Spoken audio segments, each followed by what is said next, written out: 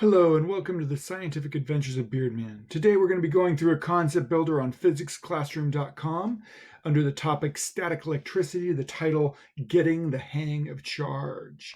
So our main concept here is that of electric charge. Lots of this you learned in chemistry. The two kinds of particles in an atom that have charge are protons and electrons.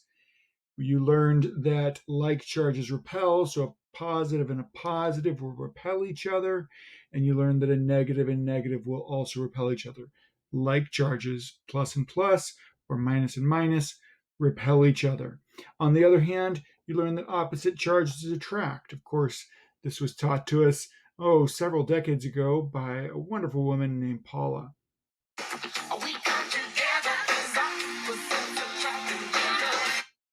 You know, it's a natural fact that opposites attract. So we see if we have a positive charge and a negative charge, they attract. Now, depending on who taught you chemistry, you may have learned the next fact or you may not have. Odds are you did, but you may not have pictured it in this way. So if we take a neutral object here, we see we've got the same number of protons and electrons. Of course, they'd normally be distributed in atoms with nucleus and electron clouds and whatnot, but here we just have the concept of the same number of protons and electrons. If we bring a negative charge near here, that's going to send all the electrons away from it. Why? Because two negative charges repel each other. So these negative charges and the electrons repel each other. You might be wondering, why is it that the protons aren't being pulled towards it? Well, remember, protons are locked in the nucleus of an atom, so you're never going to see protons moving around here.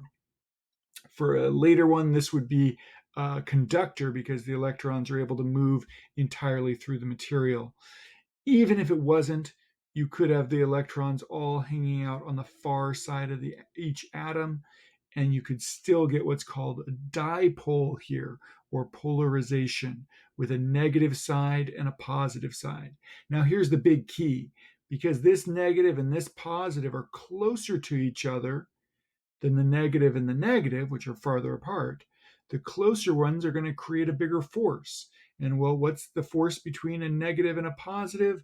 That would be opposites, and so they would attract.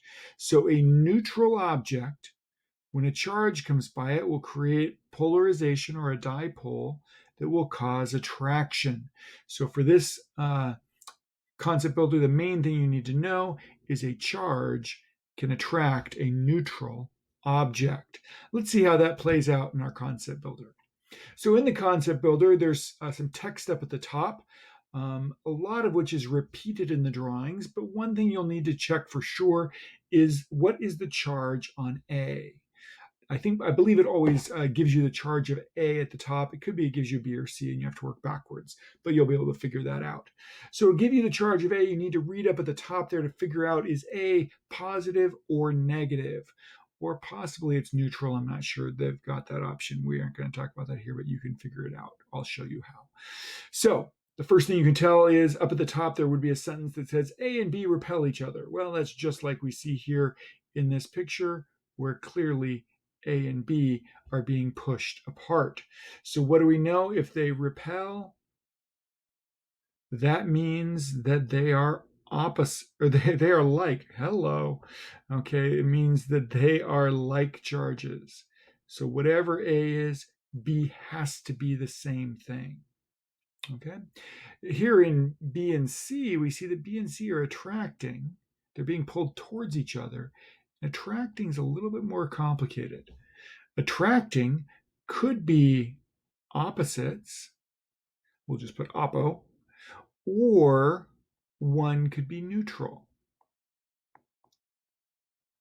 Okay, they can't both be neutral because then nothing would happen. There would be no pushing of charges at all. But if one of them is charged and the other one's neutral, they will attract. Okay, and then the last thing you'll see is this picture over here with the balloon. What it's demonstrating is that it is picking up little bits of paper that are neutral. Okay, so if something C is picking up things that are neutral, well, we know that means that C, oh yeah, I forgot I did it this way. No, yep, there we go. That means that C has a charge. Okay, because it can't attract things that are neutral if it doesn't have a charge. So the fact that it's picking up some neutral scraps of paper here means that C has a charge. So we cannot put C as neutral. So let's do one sample problem here, putting all these together. Let's say that we are given that A is positive. Well, because A and B are repelling each other, that means they have the same charge. Therefore, B must also be positive. And so if B is positive and C is attracted to it, that means C is either opposite or neutral. Well, how do we know which one it is? Well, we look over here. Apparently, C has a charge. Therefore, it cannot be neutral and it must be negative. Okay, and so we'd mark C as being negative.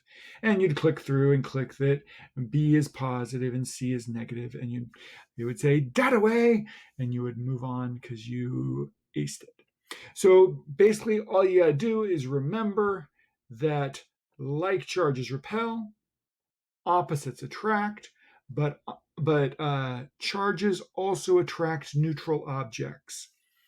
And then you can go through and figure out all the possibilities.